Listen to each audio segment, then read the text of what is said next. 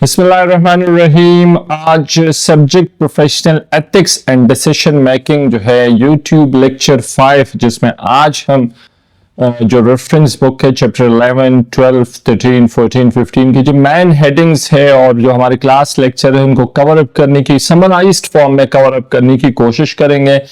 Slides बिल्कुल आपके सामने है। That is subject is professional ethics and decision making. लेकिन उससे पहले अगर आपने साहिबजादा हैदर जान यूट्यूब चैनल सब्सक्राइब नहीं किया तो प्लीज सब्सक्राइब करें और नीचे डिस्क्रिप्शन में जो है बाकी 1, 2, 3, 4 लेक्चर, इसमें तमाम चैप्टर्स को जो है समराइज्ड फॉर्म में प्रेजेंट किया गया है, लिंक्स मौजूद है। आज चैप्टर जो एज आई कम्युनिकेटेड बिफोर, आज हम कैरेक्टरिस्टिक्स ऑफ एथिकल लीडर्स जो है वो पढ़ेंगे। थोड़ा सा जो आज जो स्लाइड सामने हम नीचे से स्टार्ट करते हैं, leadership style and ethics, ethical decision influence. अब इसको नीचे से स्टार्ट करने का मकसद के दीज आर मोर इंपॉर्टेंट, और अगर कोई ये सब्जेक्ट को एग्जाम पॉइंट ऑफ व्यू से पढ़ रहे तो more important. Power and responsibility, और फिर आगे जाके जब ऊपर स्लाइड पे आ जाए तो एथिक्स, ऑडिट एंड कंट्रोलिंग, और उसके अंदर एथिक्स ऑडिट क्या है, एथिक्स कंट्रोलिंग क्या है, मॉनिटरिंग सिस्टम जो है वो क्या होता है, फिर जाके हैंडलिंग एथिकल क्राइसिस अगर आ जाए, now how we will define those crisis, किस लेवल के क्राइसिस जो है, और फिर रिस्क तो होगा, रिस्क तो खत्म नहीं हो सकता, लेकिन how to manage that risk, और उसमें फिर एथिक्स और रिस्क की कितनी आपस में दोस्ती है। So the first slide that is characteristics of ethical leader. Ethical leader तो हमने कह दिया वो रिस्पॉन्सिबल होगा, अकाउंटेबल होगा, इंटीग्रिटी ए टू जी। इसकी कैरेक्टरिस्टिक्स क्या है? सेम एथिकल लीडर जो है वो इंटीग्रिटी पे कंप्रोमाइज नहीं करेगा, वो ऑनेस्ट होगा, he will be too honest, जो भी सिचुएशन वो ऑनेस्ट होगा, ऑनेस्ट ओपिनियन देगा। अकाउंटेबिलिटी, अकाउंटेबल होगा, मतलब जो एक तो फेयर डिसीजन करेगा और एक जो डिसीजन ले उसका रिस्पॉन्सिबल होगा उसके आउटकम का। Fairness, respect, professional respect, respect भी और प्रोफेशनल रिस्पेक्ट भी। और अगेन मैंने एक्सप्लेन किया था कि व्हाट इज प्रोफेशनल रिस्पेक्ट, कि प्रोफेशनल काम में किसी के दूसरे के काम में आप जंप अप ना करें। फिर जाके यहां पे बात आती है ट्रांसपेरेंट होगा, ट्रांसपेरेंट के साथ जो है करेज, एम्पैथी, और आगे जाके रिस्पॉन्सिबिलिटी, और वो ह्यूमन डाइवर्ट होगा, ह्यूमन के ख्याल रखेगा, वो ये सोचेगा कि मैं बाहर जो सिक्योरिटी काका है क्या उसके ऊपर वो शेड है। मतलब एक जनरल सा एग्जांपल मैं देख रहा हूँ, बता रहा हूँ कि मतलब वो कभी अपना नहीं सोचेगा, अपने एम्प्लॉइज का सोचेगा। नाउ लीडरशिप स्टाइल में थोड़ा सा क्विकली जाऊंगा क्योंकि स्लाइड इस लेक्चर में ज्यादा है, मैं चाहूंगा कि इसको विद इन 25-30 मिनट इसको हम कवर करें। Leadership style and ethics. Leadership is a process of influencing, motivating, and guiding individual or team for achieving long-term goal for sustainability. Leader effectiveness is determined not only by result, but how these, सिर्फ result की बात नहीं, how you achieve ethically or unethically. This is more important. Ethics play a very important role in leadership because ethical leader inspire trust, spread out trust, fair, transparency, accountability, respect among employees. Ethical leadership involves making decision making among. Ethical leader जब decision लेते हैं तो वो moral values को देखते हैं, वो organization principles को देखते हैं, वो laws को देखते हैं, वो policy को देखते हैं, वो merit को देखते हैं, rather than personal gain. Personal gain को वो लात मार देते हैं। Continuing that, ethics is a foundation, is a base of effective leadership. Leadership style influence organization culture. The leadership, that leadership style जो है आपका entire culture of organization को build कर लेता है। Now here the leader मैं भी हूँ, आप भी है, project manager भी है, CEO भी है, secretaries आप भी हैं। आप इसको जिस तरह भी define करें। So the leader influence organization culture, employ motivation और डिसीजन मेकिंग प्रोसेस। लीडर किस अंदाज में जा रहे हैं वो डिसीजन मेकिंग में भी इन्फ्लुएंस होता है। While different situation may require different leadership approaches, ethical leader consistently act with it. लेकिन डिफरेंट सिचुएशन में डिफरेंट स्टाइल, लेकिन जो एथिकल लीडर है वो मुसलसल जो है वो फेयर, रिस्पॉन्सिबल, ट्रांसपेरेंट, वो इसे हट के जाएगा नहीं। Organization that promote ethical leadership are more likely to earn stakeholder trust, और उनको एथिकल लीडर की वजह से आपकी बिजनेस इंप्रूव होती है, आपके organisation long run goals achieve करता है, सस्टेनेबिलिटी आता है, सक्सेस आ जाता है, मार्केट टारगेट अचीव होते हैं।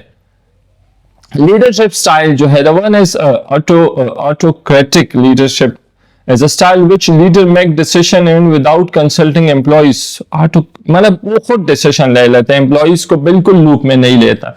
इसके कैरेक्टरिस्टिक क्या है? सेंट्रलाइज्ड है, ऊपर से डिसीजन आ जाता है। नॉर्मली प्राइवेट सेक्टर में सीईओ साहिबान नहीं करते हैं, और एम्प्लॉइज ज्यादा क्लियर नहीं होते। लिमिटेड एम्प्लॉय पार्टिसिपेशन, बल्कि जीरो एम्प्लॉय पार्टिसिपेशन होती है। बट इसके एडवांटेज भी है, क्विक डिसीजन आ जाती है, अकाउंटेबिलिटी क्लियर रहती है, एफिशिएंट एंड क्राइसिस सिचुएशन है, क्विक डिसीजन आ जाती है। बट ओवरऑल अगर मैं पर्सनली कहूँ, I don't like it, because after Covid the situation is you need to take your employees with yourself. Democratic नाम से ही वाज़ेह है, टेक योर एम्प्लॉइज बिल्कुल उसके अपोजिट है। Take your employees in loop, open communication हो, employee participation हो, team collaboration हो, और शेयर डिसीजन मेकर एम्प्लॉइज को इन्वॉल्व करे, and each and every person is responsible. Ownership दे और एम्प्लॉइज को इतना मोटिवेट करे कि वो आके खुद अपनी क्रिएटिविटी और फ्लेक्सिबिलिटी लेके आए। फिर आगे जाते हैं, और ये लीडरशिप स्टाइल जो है based on system of reward, transactional जो है, आप रिवॉर्ड बेस्ड चीजें करें, रूल्स क्लियर हो, प्रोसीजर क्लियर हो, परफॉर्मेंस मैनेजमेंट पॉलिसी हो, उसको क्लोजली सुपरविजन हो, एफिशिएंसी पे फोकस हो, और टारगेट अचीव हो बेस्ड ऑन आप जो अच्छा परफॉर्म करे उसको reward they. On the other hand, another one is servant leadership, focus on employees growing personally, professionally before pursuing। आप एम्प्लॉइज डेवलपमेंट पे काम करें, वो लीडर जो एम्प्लॉइज पे काम, now this is not bad. आप एम्प्लॉइज के ह्यूमन कैपिटल पे, नॉलेज स्किल एबिलिटी पे काम करें, एंड ऑफ द डे आपका एम्प्लॉय आपके ऑर्गेनाइजेशन के टारगेट्स तब अचीव होंगे ना जब आप एम्प्लॉइज पे जो है काम करें। सो ये वाले लीडर जो है एम्प्लॉय की personal growth, professional challenges, professional जो उनके चैलेंजेस है उसको मद्देनजर रखते हुए उस पर काम करके देन दे आर एक्सपेक्टिंग कि आप आगे जाके कुछ अच्छा कर सकते हैं। So personally I like this one as well, क्योंकि ये एम्प्लॉइज ह्यूमन कैपिटल इससे ज्यादा अटैच है, और ये ज्यादा। अब आते हैं एथिकल डिसीजन इन्फ्लुएंस। अब एथिकल डिसीजन इन्फ्लुएंस के अंदर क्या है? refers to the factor that shape or affect individual ability to make ethical decision। वो फैक्टर जो इंडिविजुअल डिसीजन को अफेक्ट करता है, is not based wholly on personal, सिर्फ पर्सनल वैल्यूज पे नहीं, they on belief, organisation culture, social norms, environment, pressure की वजह से वो डिसीजन जो है वो सिर्फ एक पर्सनल वैल्यूज पे बिलीव नहीं करता, इन चीजों पे भी के साथ इंटरलिंक है। Understanding this influence help leaders and employees make responsible and morally sound decision। Very good। Ethical decision making is influenced by the combination of personal values, leadership, organization culture, laws, professional standard, peer influence and situation pressures। Simple है। Individual who understand these influences are better equipped to make responsible, fair, ethical choices and decisions। And professional environment, ethical decision not only to protect organization reputation, but सिर्फ reputation की बात नहीं है, develop the trust, long run success, sustainability, accountability, and all these things जो है professional environment में आते हैं। Factor influencing ethical decision making, क्या factors है? One is quickly personal values and belief, organization culture, leadership, laws, regulation, professional code of conduct, family and cultural background, peer pressure, organization policies, stakeholder expectations, situation forces, सब कुछ जो है these are the factors जो कि ethical decision को influence करते हैं। Now, power and responsibility, the more important one in professional ethics. Power is ability or authority. We all know it's the ability or authority to influence people, make decision, allocate resources and shape outcome within organization जो है resources allocate करे और outcomes जो है उसको shape out करे, और to authority to influence the people, decisions को influence करे। Responsibility is ethical and professional obligation to use power fairly। Now उस power को fairly use करना is responsibility with honesty and benefit of other। Now एक example आप देखें, more power equal to more responsibility. अब ज्यादा power, ज्यादा responsibility, higher ethical standard. Now again जो मैंने कहा था कि जो हमने पहले लिखा था कि ये इस लेक्चर का फर्स्ट पार्ट है, उसको आज हम सेकंड पार्ट में कन्वर्ट कर देते हैं. अब ethical auditing and controlling. What is ethical auditing and controlling?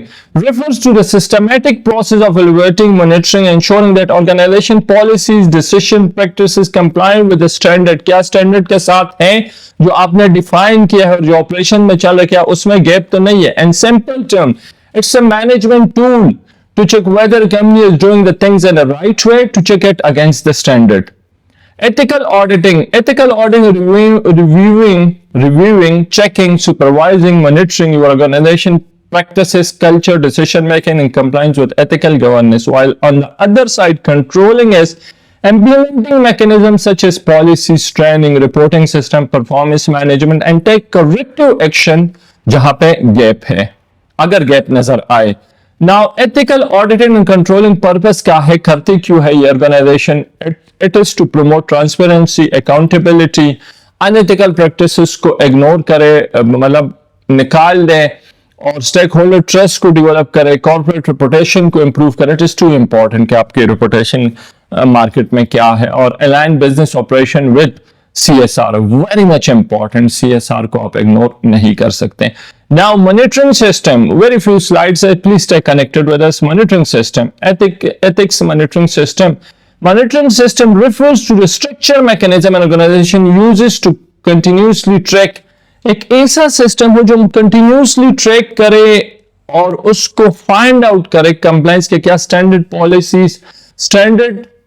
Policies और लीगल रिक्वायरमेंट क्या वो पूरे हो रहे. एक ऐसा सिस्टम जो है वो डेवलप हो उसको, और फिर जाके दिस सिस्टम हेल्प ऑर्गेनाइजेशन, और ये करते क्या है, अनएथिकल बिहेवियर को डिडक्ट कर लेते हैं और maintain accountability across all the level. अब इसके की टूल्स क्या है? की tools of monitoring system, ethical monitoring system, की टूल्स.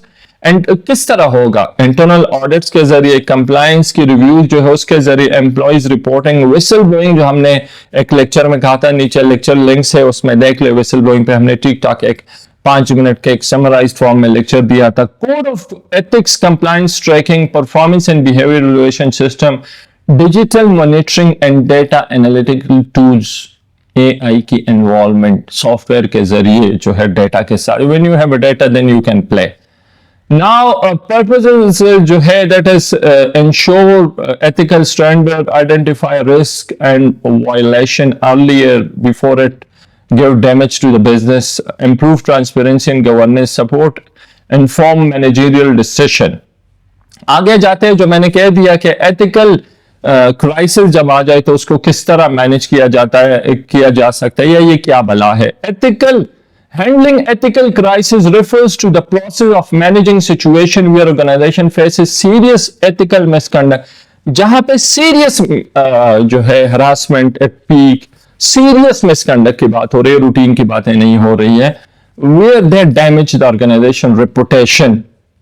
अब कैसे करेंगे?